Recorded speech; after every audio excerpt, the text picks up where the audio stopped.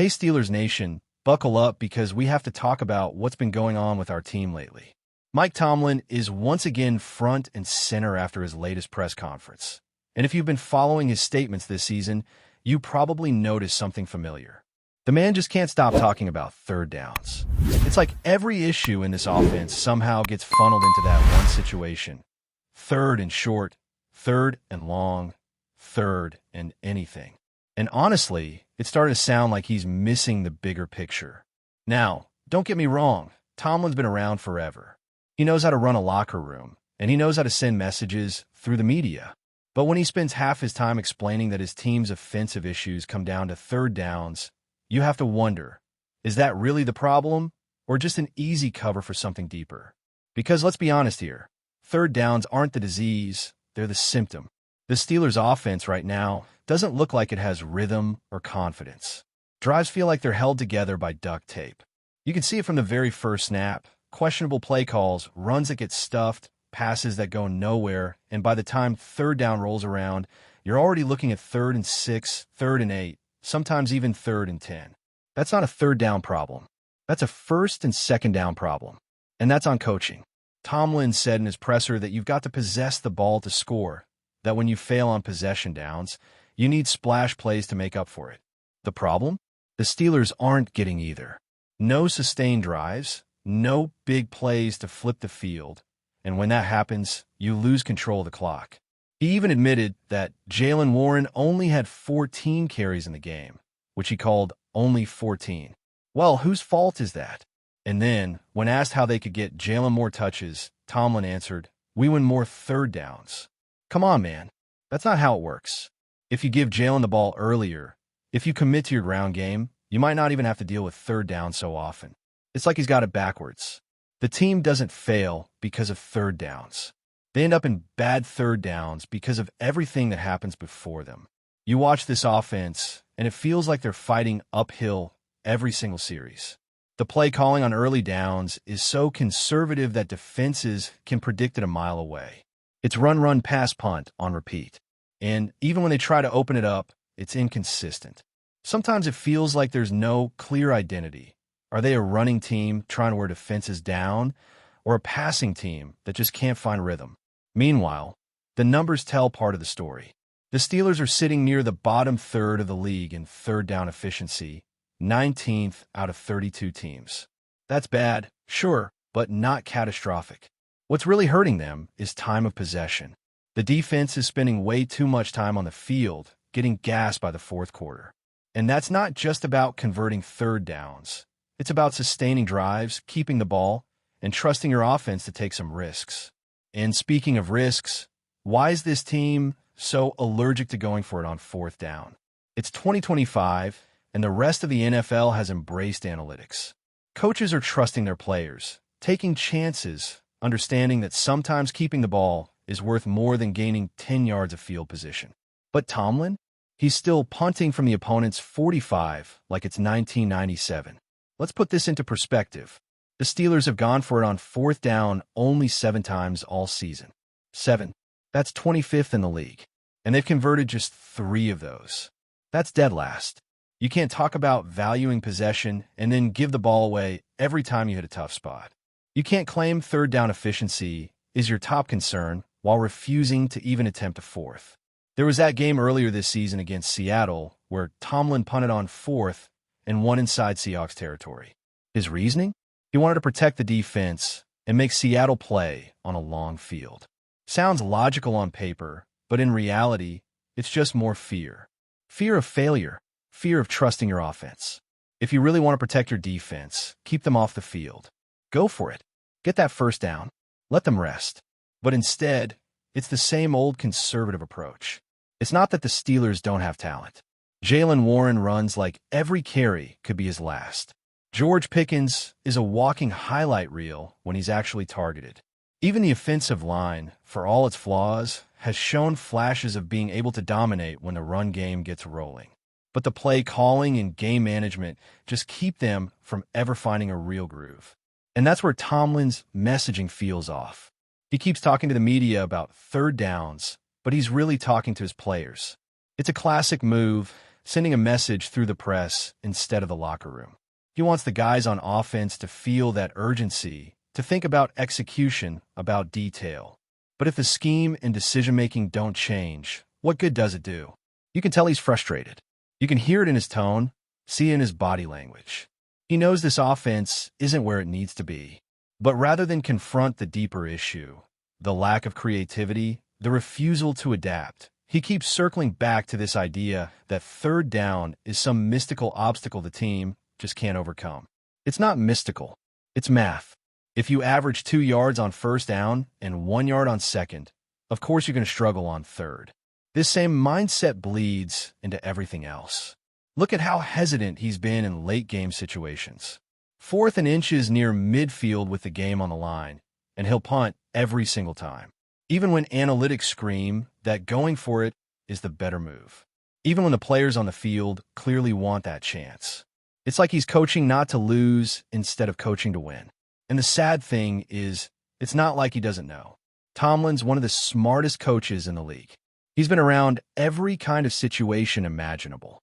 He's faced adversity and come out on top countless times. But maybe that's the problem. Maybe he's become too comfortable, too attached to the idea that his way is always the right way. When you've been successful for so long, it's hard to adapt. But the league's changing. Coaches like Nick Sirianni and Dan Campbell are redefining what aggression looks like. They're trusting the data, trusting their players, trusting momentum.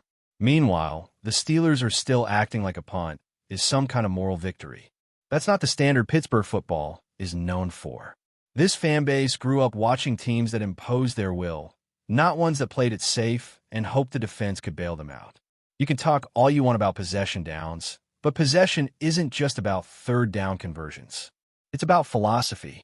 It's about being willing to fight for every inch and keeping the ball in your hands instead of handing it away. The Steelers say it's all about time of possession, about controlling the clock, but how can you control anything if you're constantly giving up the ball at midfield? Every time Tomlin says, we need to be better on third downs, it just feels like deflection. Because the truth is, if the team called better plays on first and second, if they leaned on their best players, if they stopped punting away opportunities, those third downs wouldn't even matter as much. That's the difference between playing to win and playing not to lose. And right now, this team is playing not to lose. They're tentative. They're predictable. And for a franchise with as much pride and history as the Steelers, that's just not good enough. The fans see it, the players feel it, and deep down, Tomlin probably knows it too. The question is whether he's willing to evolve before it's too late. When you look at the Steelers right now, it feels like they're standing at a crossroads. There's still enough talent on this roster to be dangerous, but the direction feels uncertain. The team keeps talking about fixing small details when the real problem is structural. It's not that they can't execute on third downs. It's that the plan leading to those moments is fundamentally flawed. You can see the frustration in players' faces on the sidelines, the subtle shakes of the head after another 3 and out, the quiet conversations between receivers and quarterbacks, trying to figure out why timing keeps breaking down. It's not a lack of effort. It's a lack of vision. Mike Tomlin has always been a motivator, the kind of coach who can rally his locker room through sheer presence and intensity. But leadership in the modern NFL demands more than speeches and grit. It demands adaptability. The game has changed. Offenses are faster, more dynamic, more unpredictable. Teams that once built their identity on conservative football are now pushing the envelope with creativity and analytics. Yet the Steelers continue to approach every game as if it's 2010, counting on the defense to carry the weight and hoping the offense can just do enough to survive. That formula doesn't work anymore. Not in a league where teams like the Chiefs, Dolphins, and Lions are redefining what aggression looks like. There's a certain irony in Tomlin constantly talking about time of possession, because his play calling and game management decisions are the very things that keep his team from controlling the clock. Every time he punts on 4th and short, every time he plays it safe instead of trusting his offense, he's giving up the very thing he claims to value most, possession. And when you give that away too easily, you put your defense in impossible situations. It's no surprise the Steelers' defense, as talented as it is, ends up worn out late in games. They're spending too many minutes on the field, chasing offenses that get chance after chance because the Steelers won't take risks. The fourth down conversation might sound small to casual fans, but it's symbolic of a larger issue.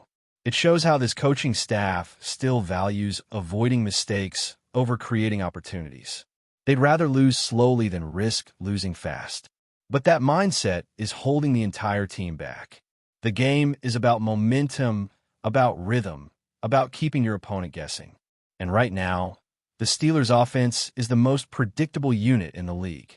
Run on first down, short pass on second, desperation throw on third, punt on fourth. It's a loop that never seems to break. And then there's the Jaylen Warren situation. When your most dynamic offensive weapon only gets 14 carries, something's off. Tomlin's explanation that more third down conversions will lead to more touches completely ignores how football actually works. You get your best players the ball early and often to establish rhythm and confidence. When Warren gets into a groove, defenses start to respect the run, which opens up the passing game. It's not complicated, but the Steelers seem to complicate everything, treating every drive like a math equation rather than a moment to impose their will. You can feel the disconnect between philosophy and execution. The Steelers still talk like they're a smash-mouth team built on physicality, but their play calling doesn't reflect that. It's cautious. It's hesitant. Even the players seem caught between two identities. Part of them wants to be aggressive, while another part is trained to play not to make mistakes. When you play scared, you lose your edge. And that's what's happening. You can see it in the way receivers hesitate on routes, in the way the quarterback second-guesses throws, in the way the offensive line plays not to get penalized instead of dominating their man. Meanwhile, other teams around the league are thriving by doing the opposite. They're empowering their offenses to take control, to push tempo, to dictate matchups. Coaches trust their playmakers and trust the math that says going for it on fourth down is often the smarter move. It's about believing in your players and creating a mindset of fearlessness. But Pittsburgh is still living in the past, where a punt is seen as the responsible choice. Responsibility doesn't win championships. Courage does. You look at some of Tomlin's decisions this season. The punt from midfield, the ultra-conservative red zone calls, the missed opportunities to build momentum, and it's hard not to feel like he's coaching with handcuffs. There's an old saying in football, scared money doesn't make money. And right now, the Steelers are playing scared. They're afraid to trust the offense, afraid to fail, afraid to be bold. That's not the Steelers' DNA. That's not the franchise that built its legend on toughness and daring. The frustrating part is that the pieces are there. The offensive line has improved. The running backs are dynamic. The receivers have playmaking ability. Even the quarterback, for all his ups and downs, has the arm talent to make big throws. What's missing is trust. Trust from the coaching staff that these players can execute when given the chance. Trust that sometimes going for it on fourth and one isn't recklessness, it's leadership. But before we dive in, don't forget to subscribe to Steelers Nation Central and hit the like button on this video. Your support helps us keep bringing you the latest updates on the Pittsburgh Steelers. And don't forget to share your thoughts on the news in the comments below. There's a storm brewing in Pennsylvania football, and it's not the kind that passes quietly. Word around league circles is that Jordan Mailata, the Australian powerhouse once anchoring the Philadelphia Eagles offensive line, could be trading his midnight green for black and gold. The whispers suggest a shocking move to the Pittsburgh Steelers, a team long known for its gritty, smash-mouth identity. And if the murmurs prove true, this might be the most seismic shift in the trenches we've seen in years. Mailata's reputation precedes him. The human wall, a 6 feet 8 inches, 365-pound marvel who went from rugby unknown to one of the most imposing tackles in the NFL. His blend of size, balance, and surprising agility has made him a nightmare for edge rushers and a cornerstone of Philadelphia's success up front. But insiders claim the Steelers' front office, hungry to reclaim the franchise's hard-nosed persona, made a bold play behind closed doors to lure him west across the state. If this move materializes, Pittsburgh's offensive line could instantly morph from a work in progress into one of the league's most feared units. Imagine Najee Harris running behind Mailata's shadow, or a young quarterback standing tall behind a wall of iron. The idea alone is enough to set Heinz Field buzzing.